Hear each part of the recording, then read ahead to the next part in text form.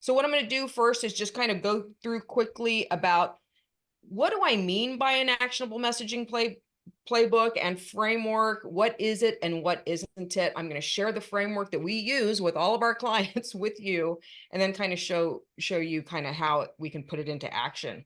So, primarily what a playbook is, kind of one of the key things to understand is that it's a guide. It's a framework to align your teams on what you stand for and how you communicate that. It's not copy, it's not etched into, stone tablets. It's trying to get everybody within the same guardrails, because if everyone at your company can say it pretty simply, that alone is not only going to drive kind of how you communicate, but it's going to drive behavior. It's going to drive how the product developments. Everybody needs to basically be subscribed to the same story, and that's what a playbook helps do.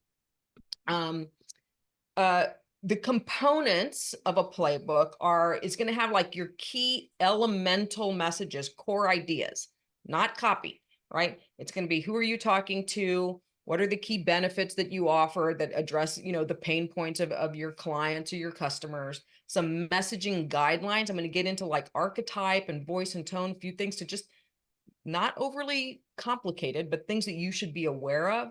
And then some examples. And then the purpose, again, is to just align your teams to create guardrails for content creation. And when I think of content creation, I don't just think marketing content. It might be sales content. It could even be content that you're going to include in job postings so that you're hiring for the right fit. It's the overall story.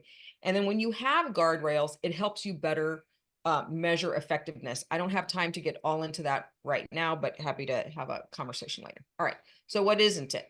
What is it not? It's not copy, right? The reason I'm kind of going through this is one of the early playbooks that we did, the CEO is like, what am I supposed to do with this now? And it's like, well, we're going to train your team on how to communicate about your business, but this is not your website copy. This is not your collateral copy. This is what's going to drive all of that stuff. It's also not a one-time activity. The reason it can't be a one-time activity, or some are fairly obvious and some are, maybe less obvious. The most obvious thing is like the marketplace changes. The marketplace changes really freaking fast. And so if you're not cognizant of new entrants in the market or new offers from your key competitors, you're not really going to be telling the right story all the time. So you need to kind of, not have your head stuck in the sand. And then the other thing is, it's an opportunity as you kind of build out a full playbook to collect stories and anecdotes from customers, from partners, et cetera, that help support your story. So it can be more robust. And this is the key. This is where I'm like super fucking evangelical, is it's not just for marketing, right? My kind of thesis is that messaging about your company, your products and services, your offer, et cetera, you should not be locked up solely into the marketing and sales department. If everybody kind of knows what you're up to, it's a lot easier for everybody to be telling that story in a much more operational way. All right. So why should you think about doing a playbook? It's going to drive consistency. It's going to make kind of developing content and producing your message a lot more efficient. And when you've got continuity, consistency, regular cadence, et cetera, you're going to be more effective. Okay. So we have a belief that there are three key docs. Let me step back for a minute.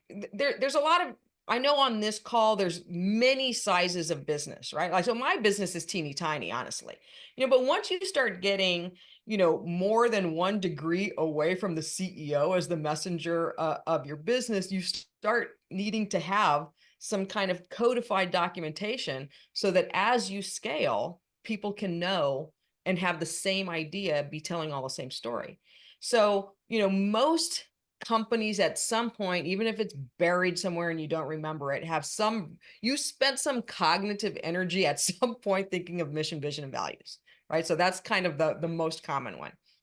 As you get a little bit bigger and you're producing content kind of more actively, you're going to need some sort of brand guidelines, right? So you're going to have colors, you're going to have typography, you're going to have particular types of images, and those are fairly common in businesses. Well, we experience kind of working with a lot of companies from all sizes, from like funded startups to like big, gigantic, multi-billion dollar enterprises, is that a lot of times, even in the biggest organizations, how you activate these two, you know, it's funny. It's like I had like, I don't know how to get my little pointer, but whatever. I'm looking at mission, vision, and values and brand guidelines. How do you activate those into kind of repeatable messaging? And that's where you need a messaging playbook, right? And so we think when you've got those three things working together, you have unified, scalable messaging. And that's what we are up to. All right. So I'm going to share the framework. And then what I'm going to do is I'm just going to go through almost piece by piece. This is where you're going to want to take notes or relook at the recording. Piece by piece, how we fill the framework. And then again, I'll take you know, as many questions as we have time for towards the end. Okay. So this is the framework we use. I mean, this is a little bit more kind of like simplified framework, but this is basically, you know, what we'll sometimes call the placemat of if there's only one page you're going to share with your teams, including your outsource marketing teams, including like your PR teams, et cetera, it's probably this page. And it has some key things, right? It's like, who are we targeting? What are we promising to them? What's the us in the promise, right? This kind of personality, your internal personality is really important, especially now in AI world where I'm telling you, I look at stuff all day long and it's like, it's all just like a big vomitorium that all sounds the same. And here's my biggest pet peeve that I'll just tell you, and if this helps anyone, there's all ChatGPT is almost always going to give you this statement at the beginning of like, you know, write me a post about blah, blah, blah. It's going to be like, in a world of intense, you know, competition, it has some version of in a world. Take that piece of the sentence and just fucking get rid of it and start after that. Like, competition is tense. You need to do this thing. So like, that's just a tell on ChatGPT that drives me freaking crazy. And part of the way you can get around that is have some personality in your messaging. So I'm going to go into that. And then we come up with messaging pillars and then like all of the things that support your messaging pillars that are sort of like attributes and benefits. So we'll go through this piece by piece. Everybody with me so far? Cool. All right. Now, I'm going to assume a few things have been done up to this point, right? So that I don't have time to go into, which is you have an idea of your ideal customer profile, and you might need to just kind of zhuzh it out a little bit, get a little bit more specific, and that you've really thought about positioning. And by positioning, I mean, what is the mental space that you want to hold in your customer's mind relative to your competition and other alternatives? And this is not original, but you've probably seen some version of this before. There's what your customers want. Then there's what your competitors do and you do. Usually there's a lot of overlap here in what you do and what your competitors do. But you have to find something specific to say or be, or it can even be your communication style that is different than what your competitors do and still kind of meets that demand. And this is where you win. If you try to just play the word better all the time, it is a rabbit hole that you will go down into infinity because someone will just better you after you better them, right? You want a different, right? Different is better than better always. Different. All right.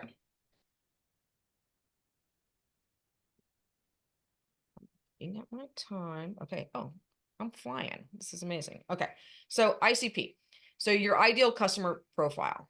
My advice is define it as narrowly as you possibly can. So instead of just saying, you know, we target businesses, and I've talked to folks that are like, it's for everyone, which is like which means it's for no one, right?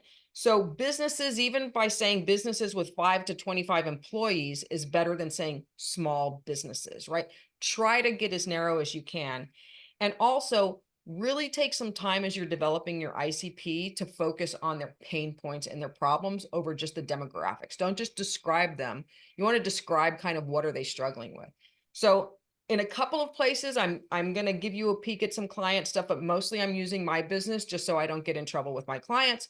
And so, for example, what we might say for this one product, like our messaging workshop and messaging playbook example, is that, B2B companies in the 25 to 250 million revenue zone, that struggle with delivering resonant on-brand messaging as they scale their communications.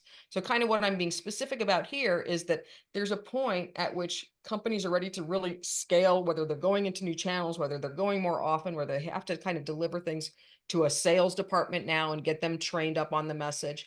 As they start to scale, that's kind of where a playbook starts to be a good solution. Now, I also said sort of in the description that thinking about archetype to archetype is really useful. So this is an example of a page that we did for a client that was in the cybersecurity space, right? And we started they were after mid-tier companies. We looked at their profile, their goals. We always want to see what their challenges and pain points are, stuff like this. And then we kind of went into the specific persona that we were targeting at that company. But the most important thing I want you to see here is that we also kind of did some work on archetype, like what archetype is this person, kind of what is their modus operandi, right? And so we painted them, since this is who they're typically going to be dealing with at a company, is a CISO, which is a Chief Information Security Officer. That's what a CISO is.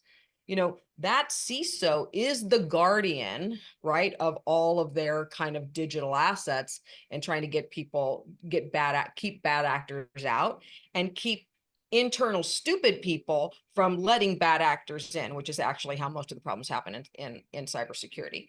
And so we wanted to kind of key in on, okay, they're the guardian. They want to be protective, responsible, ethical, and then kind of we got into their motivations, driving forces, interactions, etc. So the reason I want you to kind of consider and now you can do archetype stuff on ChatGPT. I mean, we have books on archetypes, but totally not necessary anymore. So kind of try to figure out like, what is their archetype? Because I'll show you in a minute. It can be confusing. Sometimes you think you are their archetype and you don't want to be them to them. They're looking to you for something else. All right. So let me just back up for a second. So first is describing the target. By the way, I'll send after the fact or somehow this page if you want the blank placemat to fill in yourself. So I'm just going to kind of go through these so you know how to do that. All right. The second thing is, what's your promise, right? This is your North Star. This is sort of, you being clear about what you do, the benefit of what you do that addresses their pain points. And the reason the promise is important is it starts to kind of set the stage for you to be able to support that promise, right? So for us, or our example might be, we help SMBs develop actionable messaging playbooks to deliver on-brand messaging that resonates so they can attract, win, and retain more clients. This isn't something I would say to a client. This is for our internal, let's all get on the same page of why we're here working and what we're trying to do for our clients. And so you'll want kind of a promise there. Now, here's sort of like, it can be hard to come up with these things. So this is my sort of like ICP promise Mad Lib, right? And it's like, we help our target fix a problem so they can accomplish a goal, right? Pretty simple stuff. So we help growing B2Bs unify and scale how they communicate their offer. Oops, I had a little typo there. So they can attract, win, and retain more clients, right? And that gets a lot of work done just right there in that one sentence. All right. Now here's the fun part. Personality, right? So for some companies that are in highly commoditized areas, like, so we've worked with a lot of healthcare, banking, all those things, like they all have the exact same shit. Seriously, like it is trying to market a giant healthcare company is almost impossible because everything you say, you're like, could I put our competitor in here? And you're like, yes, I could. I could put my competitor for every single thing that I say in here.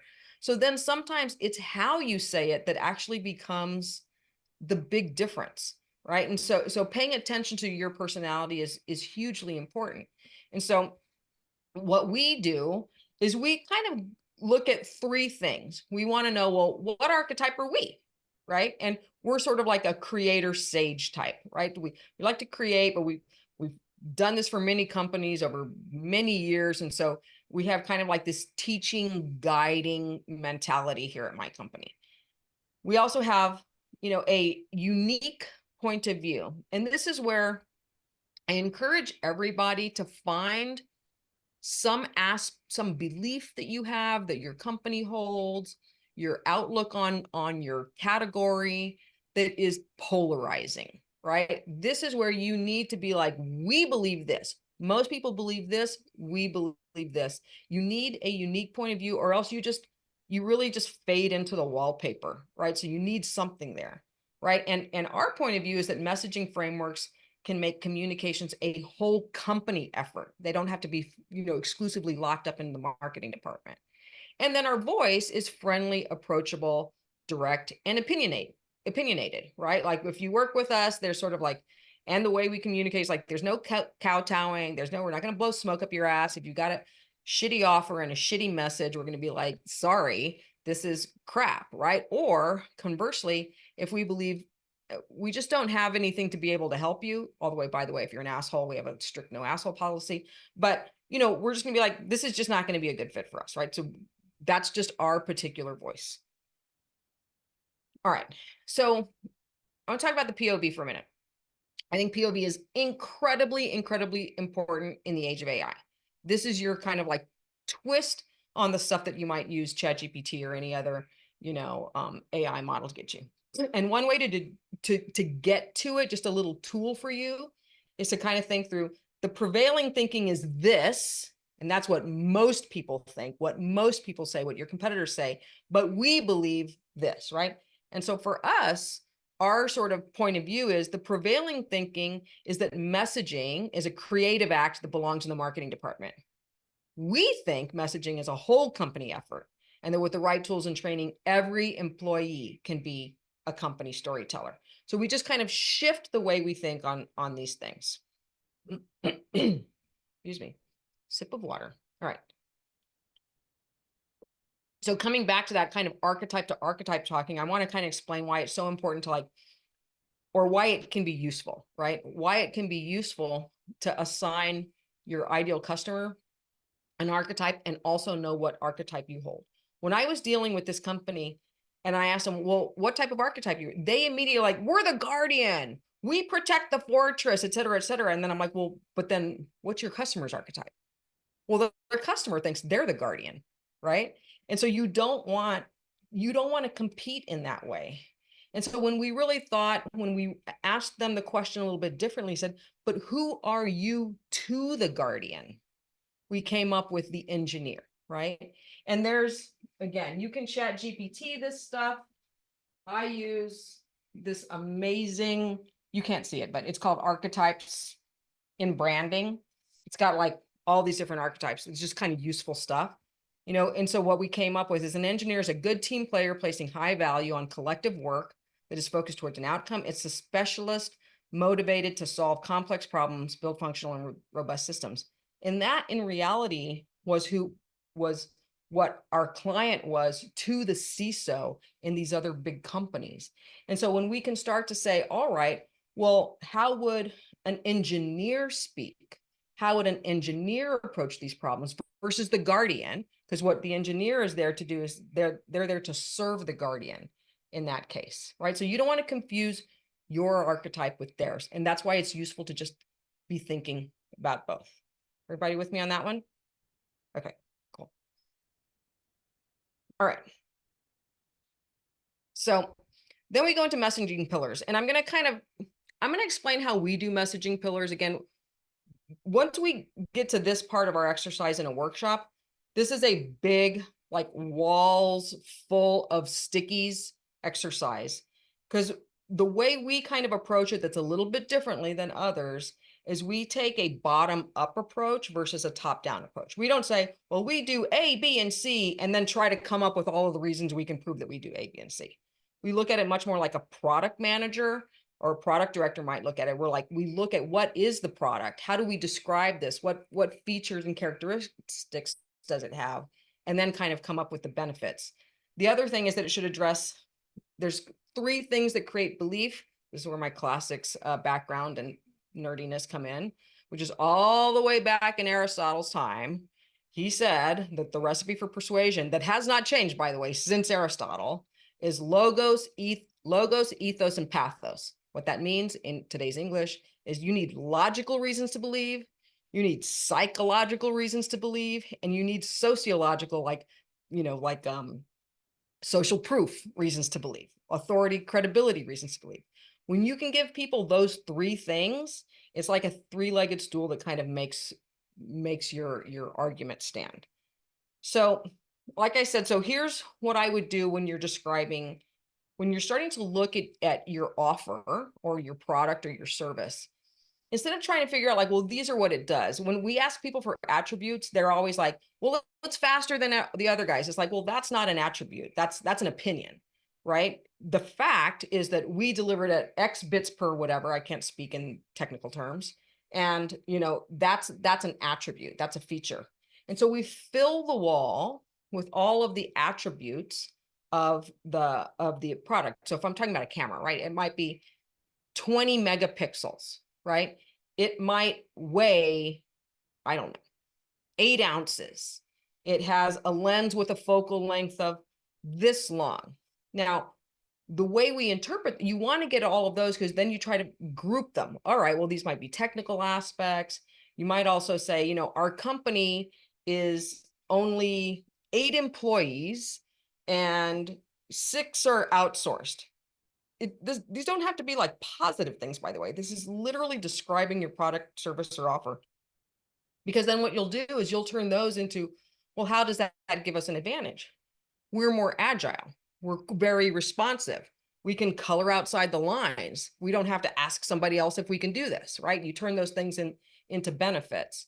In terms of the camera, why does it matter that it's 10 megapixels? And again, I don't know if that's a lot or not many at all. But it's because I can print my photos out into poster size, right? That's the benefit, right? I can get a benefit out of it.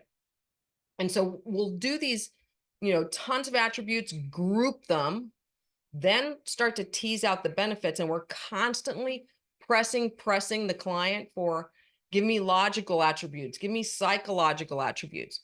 One of the things that we found out with our cybersecurity client is, as we kept asking them, like, well, why do you do these events? And why do these folks like hire you, even when, as they go from company to company to company, they keep rehiring you? And they actually ultimately, they're like, I think these introverts just want a friend, a knowledgeable friend that gets them. That was a huge benefit. It really shifted how we talked about that company, really focusing on the people, because all of the technical aspects weren't all that differentiated. So we keep pushing and pushing, like, look for all of those logical, psychological, and sociological reasons as you go through the exercise. All right, then what we do is we want to sort of boil things down, right? I'm kind of going to this part of the framework. You're going to take all of those attributes, and again, you're doing those groupings. You're going to try to group them into those 3 categories I talked about. And you're just going to sort of try to, this is another thing ChatGPT is great at, is put in all your attributes and be like, try to condense these for me. And you'll come down to some high level attributes, right? Innovative tools. So I'm talking about like motive 3 now. We have innovative tools and proven frameworks to do messaging. We have a clear and simple differentiated messaging, and we have a workshop approach led by award-winning writers. Those summarize into like a big attribute category, and then we want to interpret them into benefits, right? And so the benefit is that you can get confidence and clarity in your messaging. You can consistently communicate why you deserve to win. And you can also align and energize your team to drive a unified message that scales, right? And then these are just summaries of the above and summaries of the below. The reason it's important, or we find it useful when we deal with clients to take this approach, is that in the process, we're developing all of these pieces that can be then turned into content and messages. Whereas when you take a top-down approach, you don't get at the good stuff, right? And so kind of doing a bottom-up approach allows you to gather a lot of stuff that's going to drive your content later. Then I'm going to come back and show you the framework, right? So when we're doing messaging pillars, we start down here, actually getting all of the attributes and benefits, and then we up level them into the pillars. That's what I mean by a bottom up approach. So what we do here, this is where we start to get a little bit more creative, is when we fill in our messaging pillars, we want it to be the benefits that we had. Can you see my pointer? I'm like moving my cursor like crazy. Okay. We want it to be the benefits down here, but then we want to overlay them with our personality, right? We want to like, okay, now let's say them with a little personality. And those are going to be our messaging pillars. Because if you can have messaging pillars that at least convey a little bit of your voice, it's going to help drive everything else. So here was when I did ours, which frankly, I had not done until I needed to do it for this exercise. Marketing people never market their own stuff. It's always other people's stuff. But what I did here is it's like, okay, so everything you saw before is like, here's this B2B companies, 25 to 250 million. You know, we help companies develop playbooks to deliver on-brand messaging that resonates so they can attract, win, and retain more customers. Our archetype is a creator stage. You know, our point of view is that frameworks can be a whole company, can let everybody in the company communicate, not just the marketing department. Our voice is friendly, approachable, direct, and opinionated. Our sort of Yoda, if you will, again, word nerd, is Orson Welles was freaking not Orson Welles. Oh my God. No, Orson Welles, right? Like I'm blowing my mind right now. I'll come back. George Orwell. Totally different people. Totally different people. George Orwell is like the OG on like writing succinctly with clarity. He like abhorred acronyms and overly fancy SAT words. And so like he's sort of like our guy. And so we kind of fused these things into a personality that we can be like, how would George Orwell do it? You know, he's a creative and helpful guide focused on clear, truthful communication. And we had all of our attributes and benefits here, and we up leveled them so that the big messaging pillars for us are create with confidence, clarify and command your narrative, and then energize and scale your company's message, right? And so just even with this, you've got a lot to help any marketing team, any sales team, you know, I mean, everyone on your team, at least be clear about who you're for, where you're coming from, and why it matters, right? That ultimately is what you're trying to get to. And so then I'm going to get into some other things. So I wanted to give you just a peek on like, well, if it's not copy, if the playbook isn't copy, what do you do with the freaking playbook, right? And so this is just an example of how you might use things from the playbook as guides. Again, it's not just direct lifts to kind of fill out. And this was just a one sheet, right? So we have a problem focused benefit or even a landing page, right? So, you know, a problem focused benefit for us is the right message to the right audience at scale, right? And then we have a little here like, well, what's the what and the why? We develop actionable messaging playbooks to deliver on-brand messaging that resonates so you can track when we take. Like all of this is repetitive, right? You're starting to see this, but you can see how you'd use it in a bunch of places. And then here we created like a three-legged stool that creates belief based on our pillars. Create with confidence, eliminate uncertainty, and amplify your messaging production. You know, clarify and command your narrative, cut through the marketing noise with a clear, compelling brand story. Energize and scale your company's narrative. Energize your brand story and scale it across your entire organization. And we tend to write in approachable, clear, and direct language, right? And so you can start to use these things to drive all of your communications. Now, here's what I'm super excited about, and we're kind of playing with a number of things. I'm going to show you little secret. So with the messaging playbook, one of the things, or with that, just the framework that I showed you, one of the things I did, just like yesterday, was I said, this is ChatGPT. I created a little GPT where I have already infused it with some of our things that we believe and how we write, et cetera, et cetera. And I said, you know, right here, create a blurb for each of the following support points, which these are the ones I just gave you, you know, to our messaging playbook offer. And then I put some of my personality voice stuff in. They should be written a friendly, approachable, direct, yet opinionated style that comes from the point of view that messaging frameworks can make communications a whole company effort. Then ChatGPT, which tends to be like overly wordy and say, in a world where people have trouble with their messaging, I was like, get rid of all that crap. And I mean, this is the exact command. I said, make them shorter and punchier, really focusing on the pain points they resolve. They should be about tweet length. This is what I wrote and dropped directly into that playbook, right? So when you have the components, then and only then, I believe, should you start letting ChatGPT help you with your stuff, and you need to give it guidance. You know, ChatGPT is basically like a overly educated but underexperienced intern, right? So you need to kind of like constantly like channel them to do better. And so that's how I came up with, oh, these. ChatGPT wrote those, right? Because I'd given it all of my inputs. Okay. The next thing, and I'm going to change, I don't know if I'm sharing my whole screen or just this one, but I'll figure that out. Once you have those things, now you can start to develop a massive content matrix and guide of things you can start to communicate about, right? And the way we think about it is, you know, come up with a bunch of pillar-driven topics, which ChatGPT can help with, right? And then your offer orientation, right? So I want to do a post or a blog or whatever it happens to be, or a one sheet about clear messaging that is specifically about getting messaging strategy done. And I want it to be the theme, and I want it to be actionable, right? But I might have another one that I want it to be motivational. So I'm going to show you 1 second. I'm going to try to change my screen. You tell me if you can see it. Do you see anything differently? No. Hold on. I'm going to change my share. Share my desktop. Share.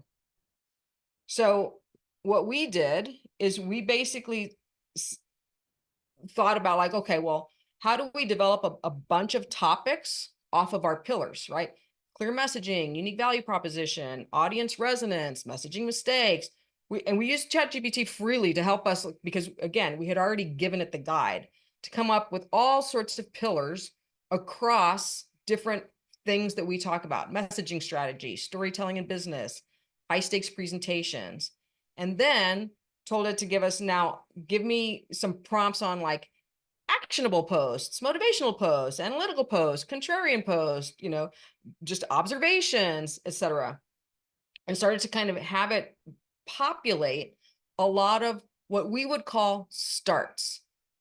I only do the starts because if I can go to storytelling for transformation, and let's say analysis of storytelling for transformation strategies of top companies. In fact, I think I wrote that post. I got the idea, like, let me look at how some different top companies have transformed their businesses through storytelling strategy. I had the idea here, and then I can go and start to write a post about that, right? And so this is like part of the biggest problem a lot of times that we see is that it's hard to come up with things, you know. Content is sort of like keeping your seat warm in musical chairs, right? Like if when the music stops, you haven't set your ass down, like you're out of the game, right? You've got to hold your seat. And so you've got to be constantly communicating. It's just the price of business these days, right? But what happens is folks start to like be like, God, what do I say today? That stops so many people from putting anything out there. So if you can start to give yourself a bunch of prompts, you can make it a lot easier on yourself to create content. And this is something you could give an outsourced company to do if they're good and you've trained them and they really know what you're up to. If you're just like, hey, create me a bunch of posts about this, it's going to be garbage. You're going to fade into the background like everybody else. That's just my personal warning. So you can use this to really start to drive things. You could even say like, you know, give me some blurbs to put in my job postings, etc. And so this kind of becomes your whole content driving machine. Changing my screen again. That's all I prepared for you today. I can't believe I talked so fast, but I wanted to leave time for questions. That's like a day-long workshop in 45 minutes. Happy to talk about anything else. I share profusely on LinkedIn, but my very, very best stuff that I share is in my newsletter. you'll have all of this stuff, and I'll make sure that everybody has a copy of the framework later.